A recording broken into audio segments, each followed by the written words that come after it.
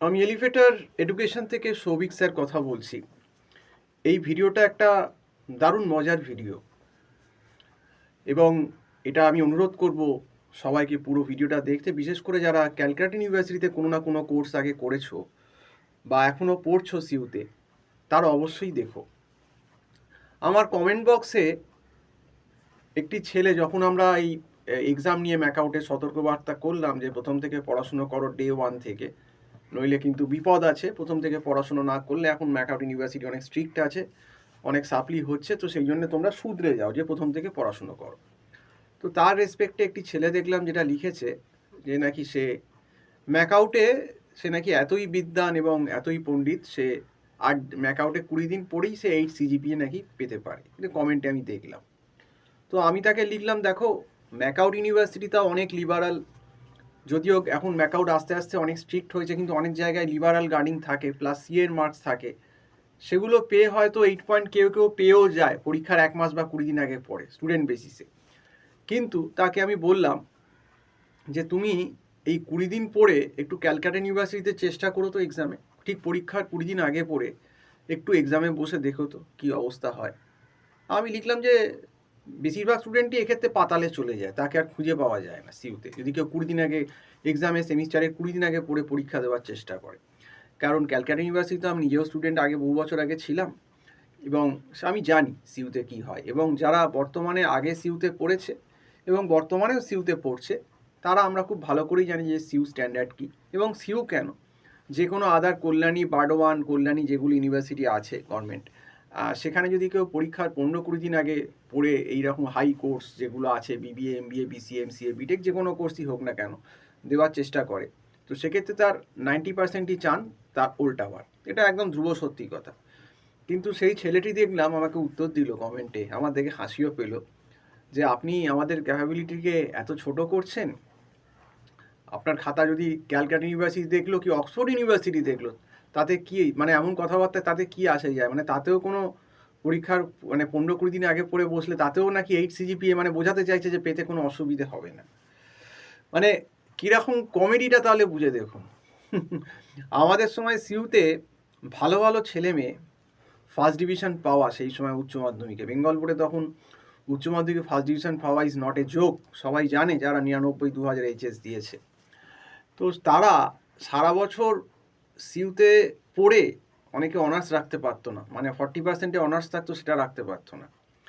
এবং এখন যদিও ক্যালকাটা ইউনিভার্সিটি অনেক বেশি লিনিয়েন্ট হয়েছে, তা সত্ত্বেও আমি বলছি সিইউ ম্যাকআউটের থেকে অনেক অনেক বেশি স্ট্রিক্ট, এবং সিইউতে পাস করা কিন্তু কঠিন, এবং সিইউ সিলেবাসও অনেক ফাস্ট। কাজেই এই যে মহান আইনস্টাইনটি, যিনি নিজেকে বলছেন যে 20 দিন পরে নাকি 8 সিজিপিএ পাওয়া যায়, আমি তাকে অনুরোধ করছি, তুমি একবার ম্যাকআউট ইউনিভার্সিটি ছেড়ে একবার সিইউতে কোনো তোমার পছন্দের কোর্সে অ্যাডমিট নিয়ে তুমি পরীক্ষার 15-20 দিন আগে তুমি একটু পেয়ে দেখাও যে তুমি কত সিজিপিএ ওখানে পেতে পারো, কীভাবে পেতে পারো। এটা আমার চ্যালেঞ্জ সিইউতে।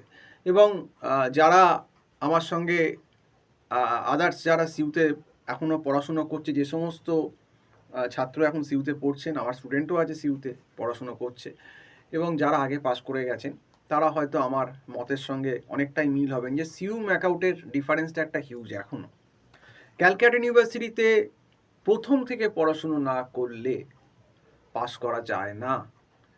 এটা ম্যাকআউট নয় যে পরীক্ষার 1-1.5 মাস 2 মাস আগে পড়ে কোনো রকমে একটা নম্বর পেয়ে গেলে, পাস করে গেলে এই নম্বর নিয়ে, সেটা কিন্তু সিইউতে একদমই নয়, এবং স্টিল এখনও নয়। এখনও সিইউতে যদি প্রথম থেকে সিরিয়াসলি পড়াশুনো না করো, কিছু কিছু পেপারে কিন্তু তোমরাও জানো সাপ্লি চলে আসে যারা সিইউতে পড়ছে, অ্যাকাউন্টসের পেপারে সাপ্লি আসে, আমি দেখেছি নিজে অ্যাকাউন্টসের পেপারে একজনকে সাপ্লি পেতে। তো সেক্ষেত্রে বলবো, মানে যে কথাগুলো বলছে তার সেই গভীরতাই নেই, তার সেই লেভেল নেই ভাবনা চিন্তা করা, সে জানেই না লেভেলটা, what is the level of Calcutta University, সে জানেই না হোয়াট ইজ দ্য ডেপথ পড়া, কীভাবে লিখতে হয়, এবং এটা খুব স্বাভাবিক। মানে সত্যিকারের যে জ্ঞানী, সে আর যাই হোক কখনোই বলবে না যে সিইউতে 15-20 দিন আগে পড়ে আমি 8 সিজিপিএ পেয়ে যাব। সম্ভব নয়, আমার পক্ষেও সম্ভব না। আমি সেই সময় বেঙ্গল বোর্ডে প্রায় 75% মার্কস, 75%, প্রায় 3টে লেটার, ম্যাথামেটিক্স, ফিজিক্যাল সায়েন্স এবং অ্যাডিশনাল মেকানিক্স। এবং হাই সেকেন্ডারি তো আমার সেই সময় 99তে first division, Calcutta University economics honours নিয়ে পাস করেছি। তো মোটামুটি আমি নিজেকে খুব ভালো স্টুডেন্ট বলবো না, কিন্তু আমি মধ্যম মানের স্টুডেন্ট আমরা। তো সেক্ষেত্রে আমি যেটা বলতে পারি, যেহেতু আমি সিউতেও পড়েছি অনার্স নিয়ে, যে আজ যাই হোক সিউতে 15 দিন 20 দিন পড়ে ভালো নম্বর তো পাওয়াই যায় না, এবং তার থেকে তার ফেল করার সম্ভাবনাটাই 99% থাকে চান্স। এটা আমি তোমাকে একদম গ্যারান্টি সহকারে দিতে পারি, কারণ আমি তো নিজের সিউ স্টুডেন্ট ছিলাম এবং এখনও সিউ স্টুডেন্ট পড়াচ্ছি, সিউ স্টুডেন্ট আমার কাছে আছে। কাজে সিউর এখনও যা কারিকুলাম, পড়াশুনো প্রথম থেকে না করলে সিউতে ঘন্টা বেজে যাবে, তোমার কিছু করার নেই, প্রথম থেকে তোমাকে পড়তে হবে। এটা ম্যাকআউট ইউনিভার্সিটি নয় সিউটা। যতই তুমি বলো সিউ সিউ সিইউ ভাই, সিউ বলে লাভ নেই। হ্যাঁ, সিউর হয়তো ম্যাকআউটের মতো এত বিটেকের বা এমসিএ এইগুলো এত কোর্স হয়তো ভ্যারাইটি নেই যেগুলো এখন ডিম্যান্ডেবল, সেই কোর্সগুলো ম্যাকআউটে হয়। সিউতে এখন জেনারেল কোর্সের এতে স্টুডেন্ট অ্যাডমিশন কম হচ্ছে, তার কারণ জবের ক্ষেত্রের জন্য, জবের পার্সপেক্টিভটা নেই। কিন্তু তুমি যদি পেপার চেকিং বা এই জিনিসগুলো দেখো, কিছু কিছু কোর্স বিটেক সিউতে আছে, সেগুলো হচ্ছে।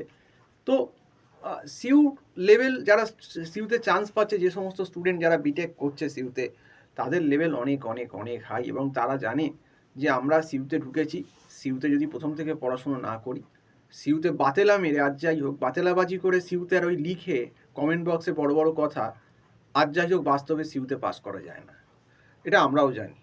হ্যাঁ, তো বলে লাভ নেই। আর এদের কথা শুনে আমার মজাও পায়, কারণ আমি জানি যে এদের সেই গভীরতা নেই ভাবার, এবং এরা জানেও না ব্যাপারটা। তো সিউর সঙ্গে আবার সে আবার অক্সফোর্ডকেও টেনে আনলো। যাই হোক, আমি আর অক্সফোর্ড অবধি গেলাম না, অক্সফোর্ড ইউনিভার্সিটি তো অনেক কথাই টেনে আনছেন করার কথা। তবে এটাই বলবো যে ঘুমটা একটু ভাঙো।